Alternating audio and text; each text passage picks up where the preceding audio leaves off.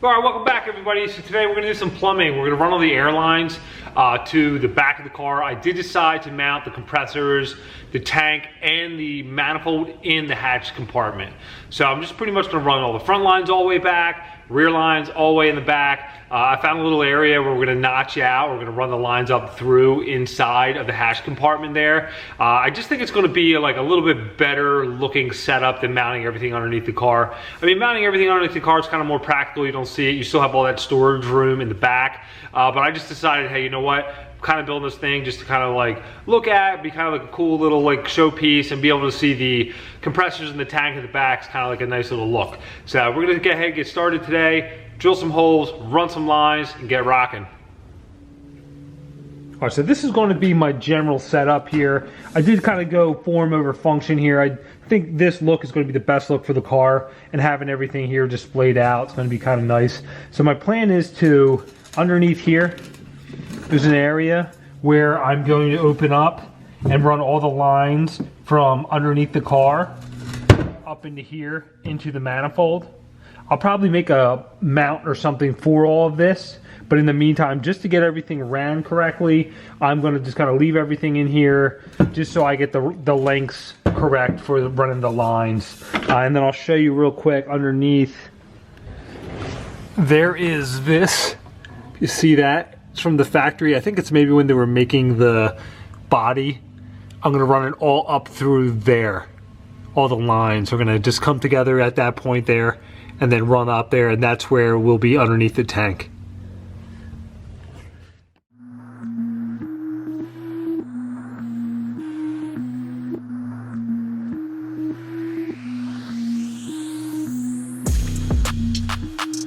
All right, there's the notch.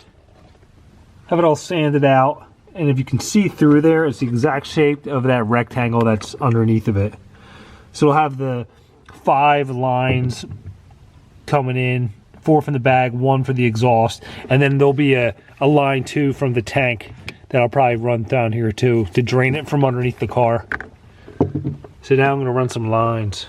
All right, for the rear, I have a normal straight up and down fitting in the air spring, and I'm going to run the line straight up, and there you can see I have a rubber clamp. This is the factory hole and bolt that holds the inner wheelhouse in, which I obviously can see it's no longer there. So I'm going to use this kind of mocked up in place there to run the line up in here, tighten that down, and then up along the top of the frame rail, which is going to go right on the other side, right in the hatch compartment there. So I'm going to go ahead and start doing that one right now.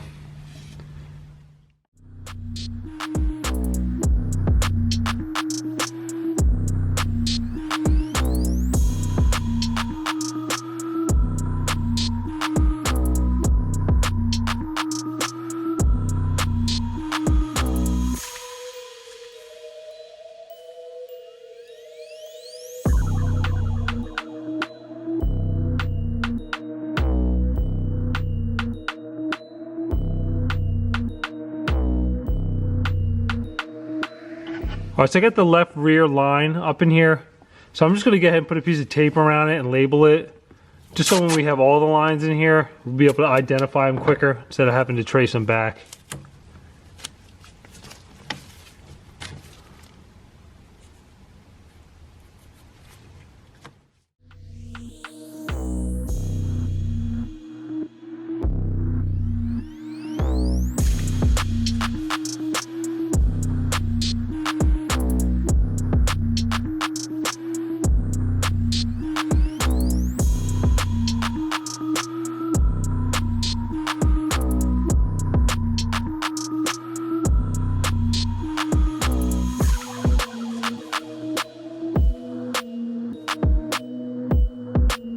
All right, now I'm going to start the front line here, and I'm going to kind of run it along here and then back underneath the frame.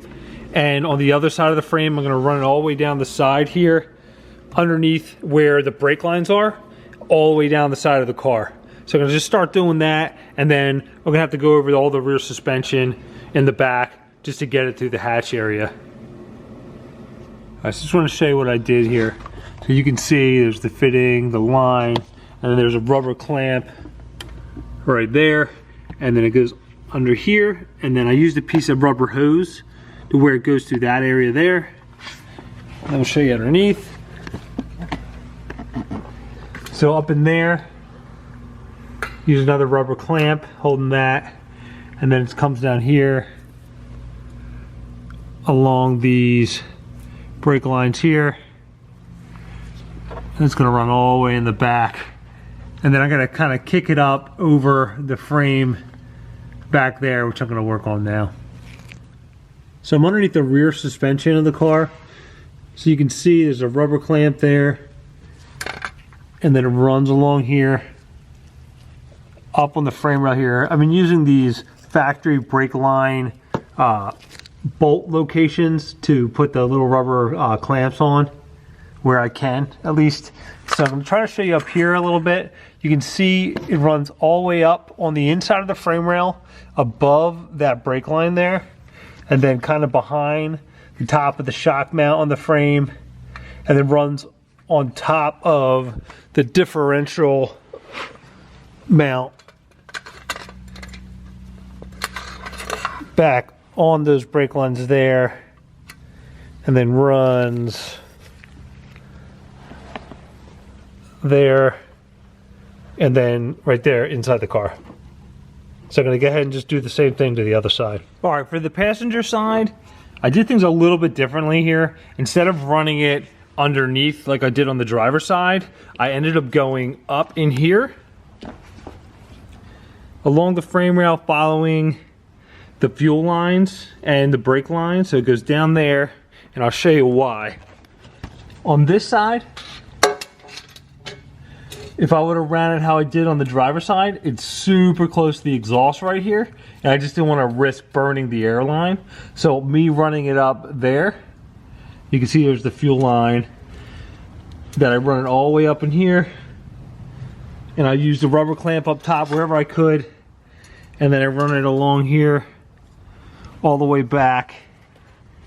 And we'll show you the back here, and you can see, and wherever the sitting on metal, I use a piece of hose just for any kind of vibration, just to prolong the life of that. And I run it up on the inside of the frame rail here, just like the driver's side.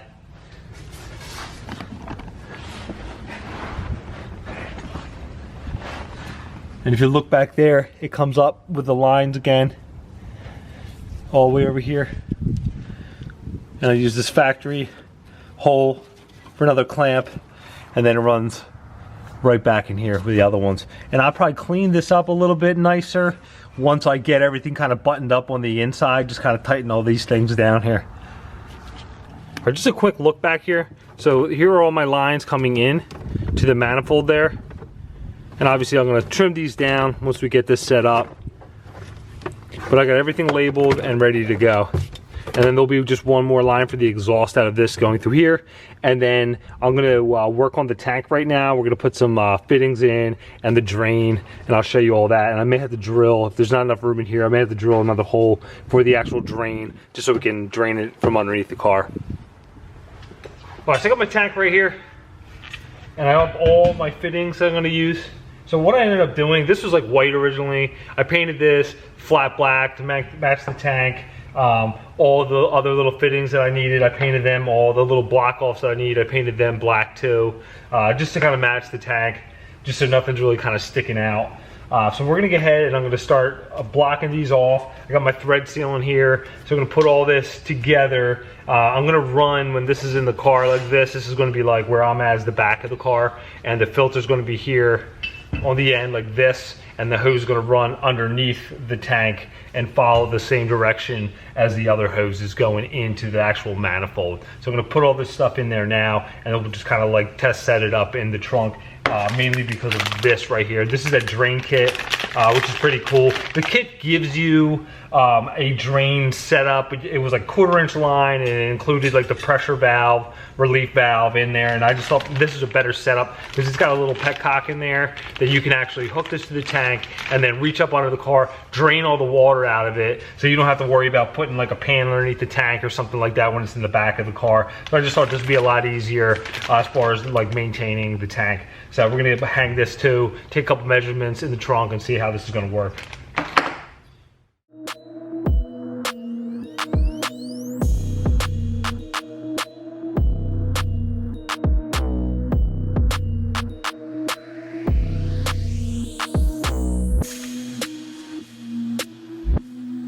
All right, now I got everything installed here. So this is the pressure relief valve. Here is the water separator here, and then this hose is gonna run underneath here. And then that'll go to the air management there. Plug, and then for the compressor here, and then the other compressor, 90 is right there. And then underneath is the drain. So I am gonna end up putting an additional hole in the floor to fit this hose. It's just too tight in that original opening with the air lines. I'm worried about the steel braided vibrating on that. So I am gonna just put another hole in there. I got the tank back in here and everything is pretty much ran. If you can look there, there's the hole where the drain will go through.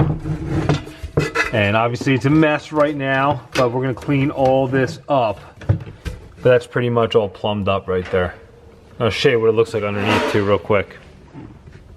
There you go. So there's all the lines running in there, and there's the drain. And we'll attach that better up there. I'll mount it to that little metal piece back there.